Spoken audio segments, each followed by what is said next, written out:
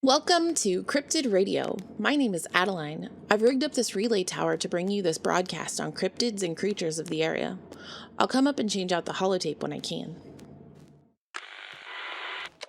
Have you been to the White Springs to talk to Mr. Jeremiah Hopkins yet? He works for the Atlantic City Tourism Board. I guess they're a bit more established up there than we are here government-wise. But he's shady, and maybe a little bit cowardly. I don't completely trust everything he says. He does present us with a new opportunity, though, to go to Atlantic City.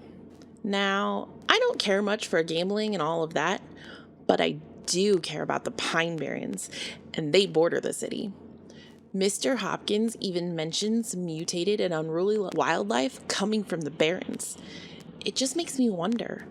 Did the pre-war cryptids and creepy things all come to life there like they did here in Appalachia? The Pine Barrens cover 22% of New Jersey. The area has sandy, acidic, nutrient-poor soil, and the unique ecosystem supports all sorts of interesting plant life, including carnivorous ones. In the 1800s, people attempted to settle the area.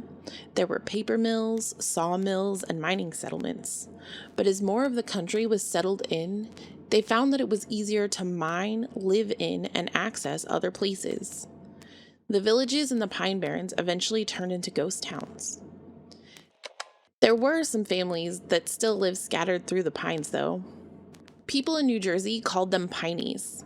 I would have loved to have met one of them. You know they likely have the absolute best stories of the area. I wonder if any of them are still around. In the late 1900s, the government actually made the Pine Barrens into the first national reserve. It had remained untouched during industrialization, and they decided to keep it that way.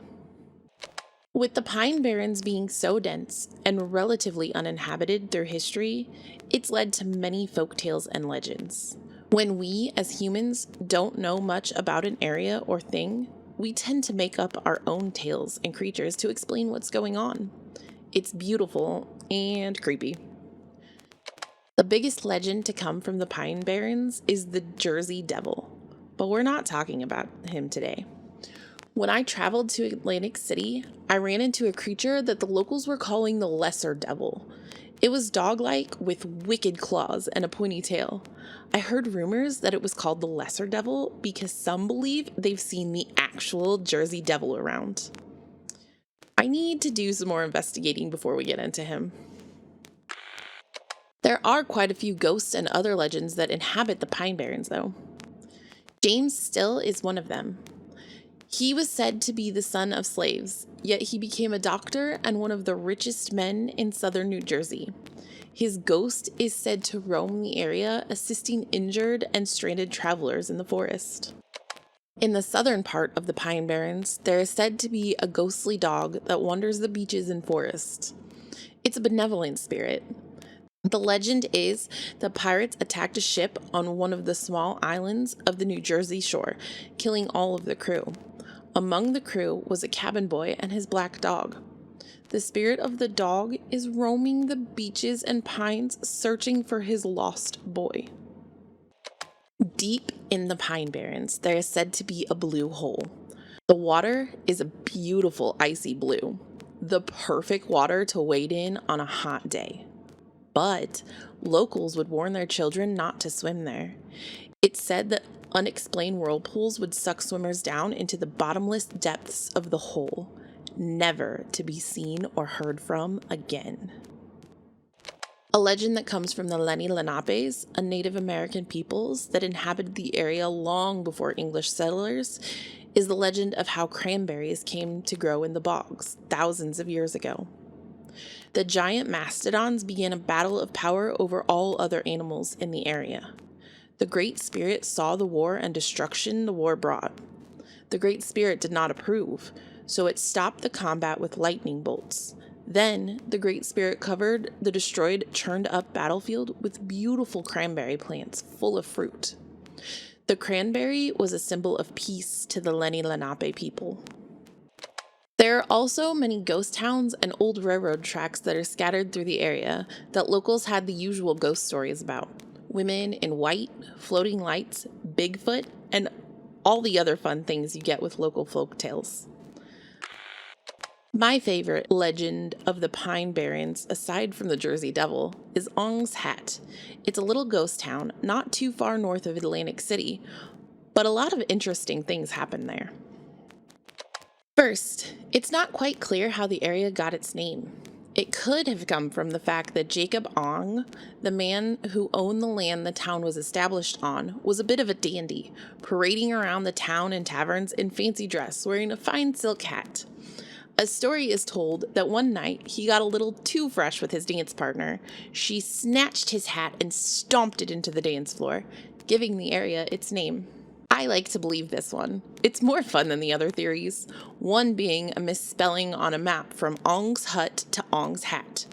Then the other, more likely reason is there was a tavern in Ong's in the 1800s. In that time, not many people could read, so businesses would use identifying markers. It's believed that the Ong's Tavern owner painted a hat on the sign, letting people know they had reached Ong's Hat Tavern. Practical, but not as fun as a fancy lad having his hat stomped into the floor for getting on the wrong side of his dance partner. The town was relatively quiet and didn't garner any attention until the early 1900s. In 1917, a man and his wife mysteriously disappeared from their small cabin in Ong's Hat.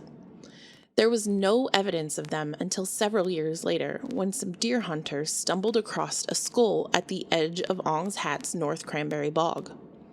Detectives were called, but an explanation for the disappearances and ultimately deaths was never found. The lead detective was said to have kept the skull in his office on display, reminding him of the case he was never able to solve. Not too many years later, around the beginning of Prohibition, a man was traveling home at night through Ong's Hat when he came across a car blocking the road. He got out to investigate what was going on. The other vehicle's doors were wide open. Inside were the bodies of two men slumped over. When he was returning to his car to get help, he noticed another body laying on the edge of the woods. He quickly left and phoned the police. Turns out the men were all members of a gang that would follow molasses trucks that supplied surreptitious stills. When the trucks stopped, the men would shake down the still owners for money and threaten to report the operations. It's assumed that some mobsters weren't too happy about that, found the men, and put an end to them. In the late 1920s, there was only one resident left of Ong's Hat, but wildlife was too much for him to handle all on his own. So he packed up and left, leaving Ong's Hat to be a ghost town. That is, allegedly, until 1978. It was said that a man purchased the area and began a cultish-like township. They lived in small shacks, trailers, recycled chicken coops, and tents. They grew their own crops and raised animals. Among the residents were two scientists. The scientists were said to be kicked out of college when they submitted a thesis on cognitive chaos, a system that was based on unlocking the brain's unused potential for functions like tissue repair, aging, and possibly even mind control. Honestly, I don't know how they weren't picked up by Vault-Tec or West-Tec. That sounds right up their alley. In Ong's Hat, the scientists resumed their experiments. They found that through sensory deprivation, one might be able to cross over to another universe. They constructed vessels that they called eggs to help in the journey. One night, the township was raided. I don't know if it was the government or one of the many corrupted corporations that were all about mad science, but everything was destroyed or stolen. The weird thing is, none of the residents were ever found. Some think they found out the raid was planned and left before it happened. But how did they leave? Did their experiment work? Did they travel to a parallel universe? Did they just drive out of there and go into hiding? Or did the government or one of those corporations kidnap them all and just lie about it? No one knows. But Ong's Hat was a ghost town once again. These stories just touch the tip of what the Pine Barrens contain. I hope to be able to get out there and investigate some more for myself soon. Until next time, keep your eyes open and stay safe out there.